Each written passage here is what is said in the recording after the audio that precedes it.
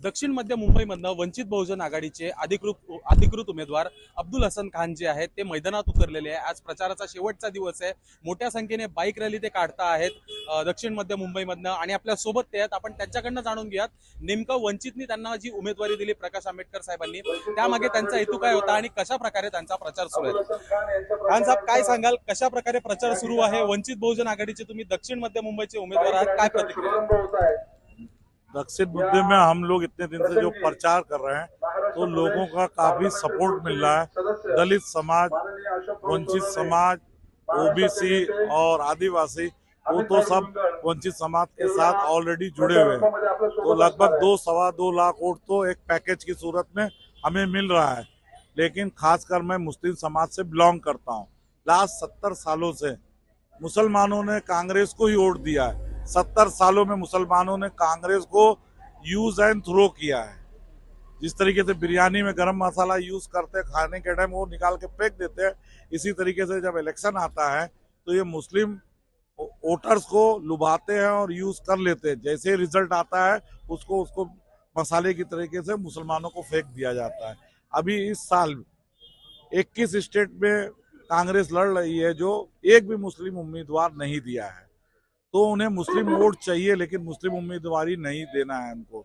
लेकिन वंचित बहुजन आघाड़ी ऐसी पार्टी है जिसने सारे समाज को एक साथ लेके चला है, सारे सेकुलर को, जितने वोटर्स को एक साथ लगा और हर समाज के लोगों को उम्मीदवार बना के आप लोगों के बीच में भेजा है।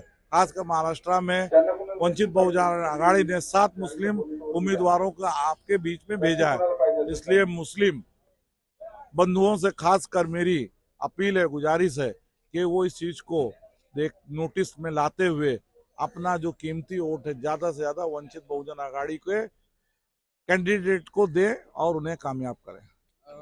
बराबर है, पर एक चीज देखा जाए तो आपके खिलाफ में राहुल शेवाळे और अनिल देसाई 2 उम्मीदवार है और इनके शिवसेना के जो मतभेद है तो उनकी आपस में लड़ाई है। तो आपस में जो लड़ाई शुरू है उसमें आपको कैसे फायदा होगा वोट्स के माध्यम से?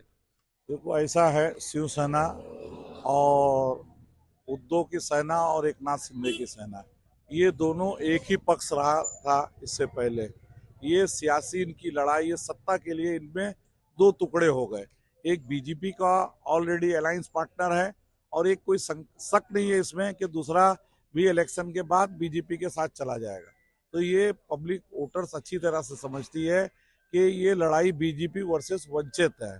तो ये वंचित समाज जो है वो मुसलमानों के साथ जुड़ता हुआ नजर आ रहा है। जितने दिनों से हम लोग प्रचार हुआ, लोगों से मिला है, तो ये तो क्लियर है, उनको भी समझ आ रहा है कि वंचित बहुजन आघाड़ी के पास 2.25 से 2.5 लाख वोट जो है इनका वोट बैंक है और बाकी मुस्लिम वोट जो भी आ जाएंगे तो इनकी सीट कंफर्म निकल रही है और उनके वोट जो है बीजेपी और सेना के वोट के 2 टुकड़े होंगे, उससे उनका हेवी लॉस होगा। इसलिए ज्यादा से ज्यादा उम्मीद है कि और हम लोग ये सीट निकाल रही है दक्षिण मध्य मुंबई की। नक्कीच, धन्यवाद खान साहेब। तर आपण बघितलं की निकालानंतर जे आहे उद्धव ठाकरे गट हे सुद्धा विलीन होऊ शकतं भाजपमध्ये, अशी प्रतिक्रिया जी आहे खान साहेब यांनी दिलेली आहे। मी शुभम उमाळे, जय महाराष्ट्र न्यूज, मुंबई।